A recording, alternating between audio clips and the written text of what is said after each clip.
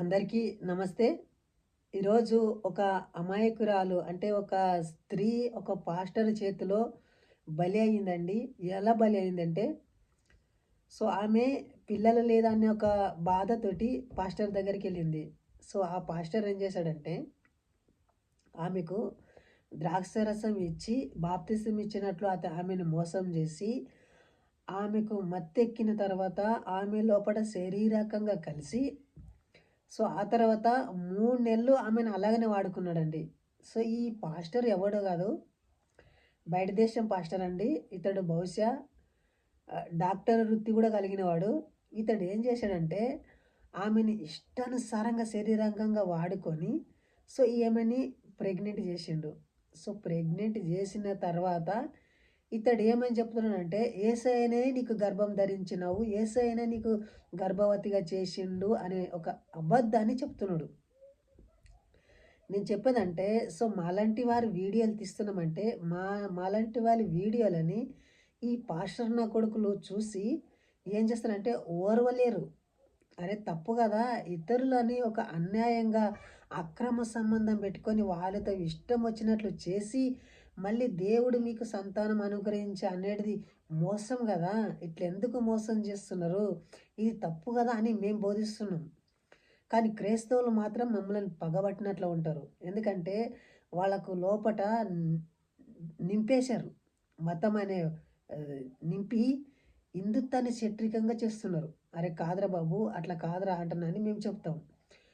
ఈమె ఏం చేసిందంటే, ఈమె పిల్లలు లేరని వెళ్ళిపోయింది. పిల్లలు లేరని వెళ్ళిపోతే ఇతడు ఏమోనో ప్రార్థన చేసి ఇంటికి పంపించాలి కదా! 3 నెలలు తన గదిలోనే పెట్టుకొని ఆమెతో శారీరకంగా కలిసి ఆమెకు గర్భమొచ్చేటట్లా చేసి ఒక ఆడపిల్లను పుట్టేట్లాగా చేసిండు. ఆ తర్వాత ఆడపిల్ల పుట్టిన తర్వాత అతడు పరారై వెళ్ళిపోయిండు. తన ఒక అమెరికా రాష్ట్రానికి వెళ్ళిపోయిండు. ఇలాంటి దొంగలని, ఇలాంటి పాస్టర్లని నమ్మరాదు. నా ప్రియ హిందువులు మోసానికి గురి కారాదు, అన్యాయానికి గురి కారాదు అనే విషయాలు తీస్తాం తప్ప ఇది క్రైస్తవులకు వ్యతిరేకమైన వాక్యాలు కానే కాదండి. ఎవరు కూడా చాలా అప్రమత్తంగా ఉండండి. ఇలాంటి మోసాలు, ఇలాంటి దారుణాలు చాలా జరుగుతున్నాయి. బైబిల్‌లోనే అసలు దైవికమైన మాటలే లేకుంటాయి. బైబిల్ అనేది ఇతర మతాలని క్రిటిసైజ్ చేస్తుంటది. ఇతర మతాలని కించపరుస్తుంటది. ఇతర మనోభావాలని దెబ్బతీస్తుంటది. ఉదాహరణకు ద్వితీయోపదేశ కాండము 7వ అధ్యాయము 5వ వచనంలో అక్కడేముంటదంటే వారి విగ్రహాలని ధ్వంసం చేయండి అని ఉంటది. అంటే ఎప్పుడు చూసినా ఇతరుల మతాలని కించపరుస్తుంటది. అబద్ధాన్ని నమ్మిపిస్తుంటది. యేసుక్రీస్తు వస్తాడని ఒక ట్రాన్స్‌లో నింపుతుంటది. చూడండి మీ చదువు ముఖ్యము. మంచి వాల్యుబుల్ టైం ముఖ్యము. కానీ ఇలాంటి మాయమాటలు నమ్మి ఎవ్వరు మోసపోరాదు. చూడండి ఈ వీడియో చూస్తున్న ఎవరైనా గానీ మీకు ఏమైనా డౌట్ ఉన్నా, సందేహాలున్నా మాకు యేసుతోటి మిరకలు కలిగింది, అద్భుతాలు కలిగింది మీరు అనుకుంటున్నారా? అది నిజం గాదు, వాస్తవం గాదు, రియాలిటీగా ఉండండి. మీకేమైనా డౌట్, సందేహాలుంటే కామెంట్ చేసి చెప్పండి. ఇలాంటి వారిని మన అందరి మీద బాధ్యత ఉంది. మన భారతదేశంలో ఇలాంటి అబద్ధం గానీ, ఇలాంటి మత మార్పిడి గానీ జరగడానికి వీలు లేదు. ప్రతి ఒక్కరు కూడా ఈ వీడియోని చూసి లైక్ చేసి, సబ్స్క్రైబ్ చేయండి. సపోర్ట్‌గా నిలబడండి.